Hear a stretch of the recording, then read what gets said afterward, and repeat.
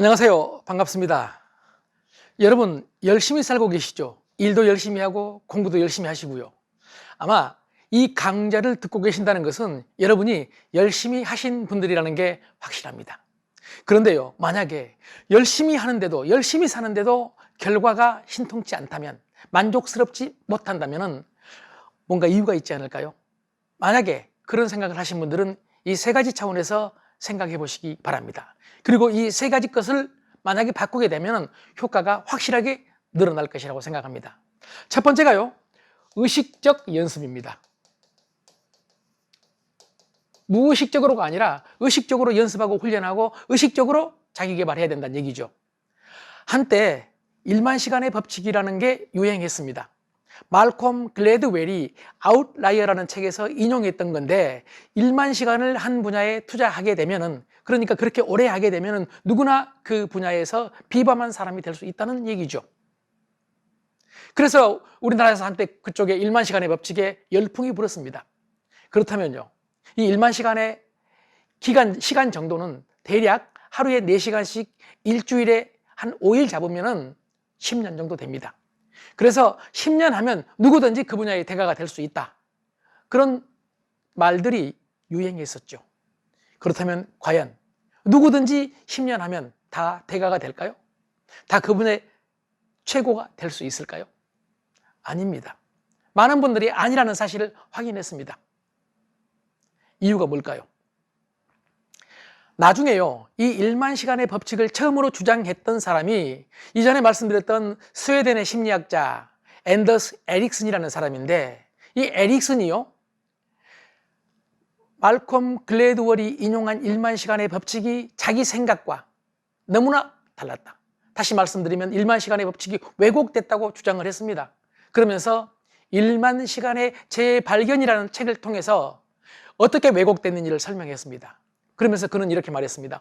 얼마나 오래냐가 아니라 얼마나 올바른 방법으로 이게 중요하다. 10년을 일하는 게 중요한 게 아니고요, 10년 동안 얼마나 올바른 방법으로 일을 하느냐, 올바른 방법으로 자기 개발을 하느냐, 이게 핵심이란 얘기죠. 그런데 아웃라이어에서 1만 시간의 법칙은 그냥 10년 지나면 다 성공할 수 있다, 이렇게 잘못 받아들여졌다는 것입니다. 그래서 올바른 방법을 아주 간단하게 에릭슨은 이렇게 주장을 합니다. 우선요, 내가 하는 일에 집중을 하는 거죠. 집중하기. 집중한 다음에는 피드백을 하는 겁니다. 내가 제대로 했는지. 그리고 잘못된 게 있으면 수정합니다. 수정하기. 이걸 아주 간단하게 정리하면은요, 집중하기와 피드백과 수정하기를 중심으로 해서 의식적인 연습을 해라. 그러니까 이 의식적인 연습의 요약이 집중하기, 피드백, 수정하기, 집중하기, 피드백, 수정하기, 이걸 지속적으로 의식적으로 연습을 하라는 얘기죠. 무의식적으로 연습을 하면 20년 가도 평범한 사람이 된다.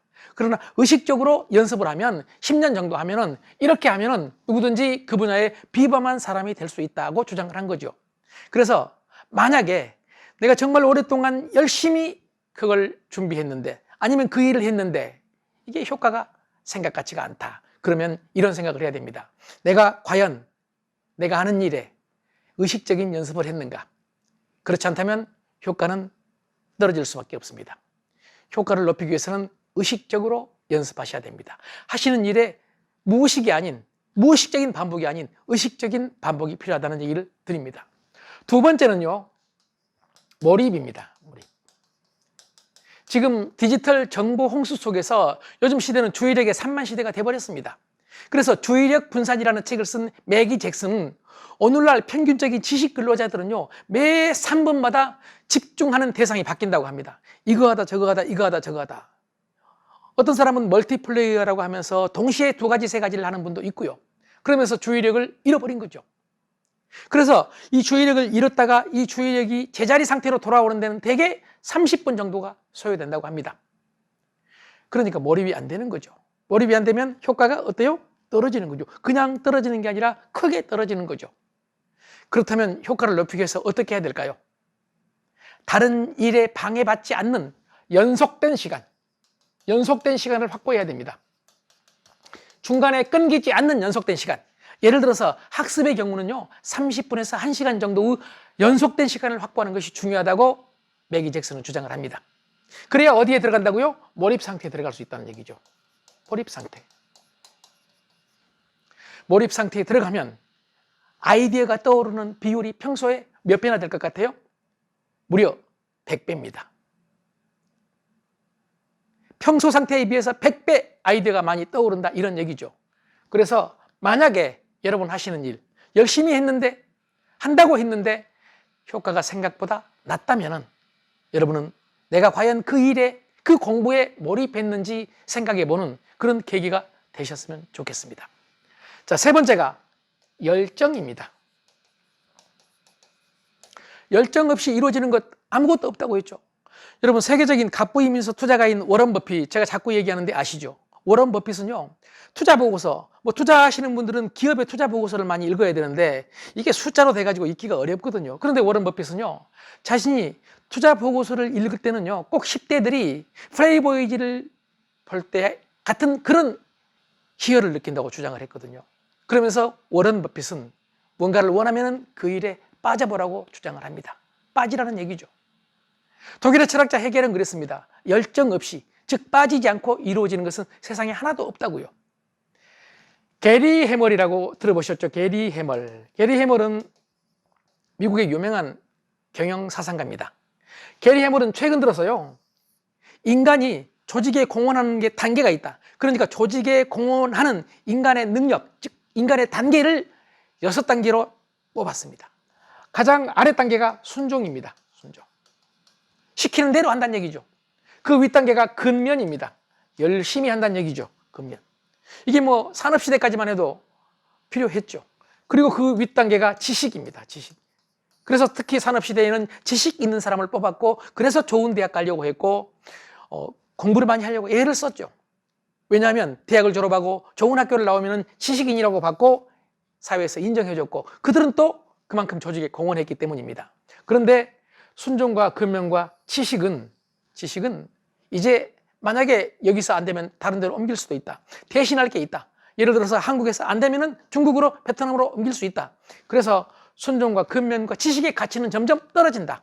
그러면 무엇이 중요하냐? 그 윗단계가 추진력이라고 주장을 합니다. 추진력이 있어야 된다. 그리고 추진력 윗단계에 필요한 게 창의력이다. 이렇게 주장하고, 마지막으로 가장 중요한 게 열정이다. 게리 해멀은 이렇게 주장합니다.